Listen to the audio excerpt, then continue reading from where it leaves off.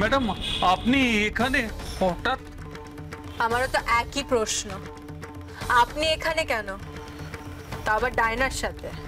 উষসী, ওনাকে তো তোমার থানায় বেশ কয়েকবার দেখেছি, আর উনি তো আমাদের বাড়িতে 2-1 বার এসেছেন, কিন্তু আজ না, আজ তো ওনাকে দেখলাম না। উনি কোথায় ছিলেন? থানায় অত ঘটনা ঘটলো, না না আমার ঠিক মনে পড়ছে না উষসী। ম্যাডামের বাড়ি থেকে যেসব জিনিসপত্রগুলো সিজ হয়েছিল তার মধ্যে থেকে ডায়মন্ড উধাও, তার পরিবর্তে এইগুলো আছে। এটা কি করে সম্ভব? তুমি তো বলেছিলে শস্যের মধ্যে ভূত আছে। না মানে আমার একটা জরুরি কাজ ছিল তো, তাই। তাই কি রায় বাবু?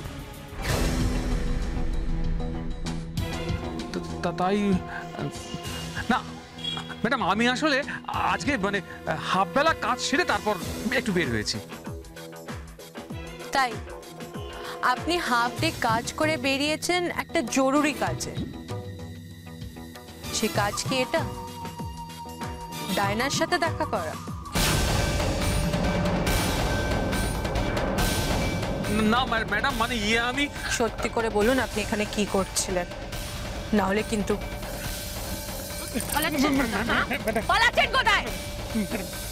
কি করছো? কি রাস্তার মধ্যে মারপিট করবে নাকি? না, মারপিট করার ইচ্ছে আমারও নেই, তবে উনি না পালিয়ে বলুক উনি এখানে কি করছেন।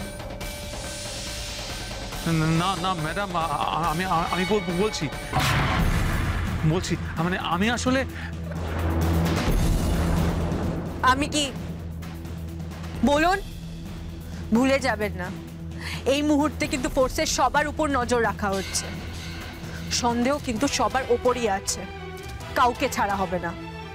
এই যে তুমি এত বড় বড় কথা বলছো কেন? তুমি এত বড় বড় কথা বলার কে? নিজেই তো পুলিশ ফোর্স থেকে গলা ধাক্কা খেয়েছো, তার উপর আবার জেল ফেরত আসামি। তোমার মুখে এসব কথা মানায় না।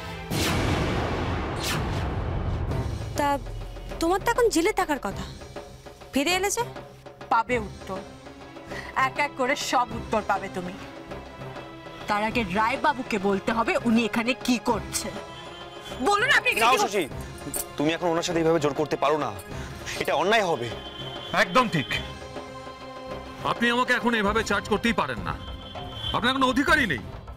আর তাছাড়া ম্যাডাম, অন ডিউটি আপনি একজন পুলিশ অফিসারের কলার ধরতে যাচ্ছেন, এই অপরাধে আপনার কিন্তু আবার জেল হতে পারে।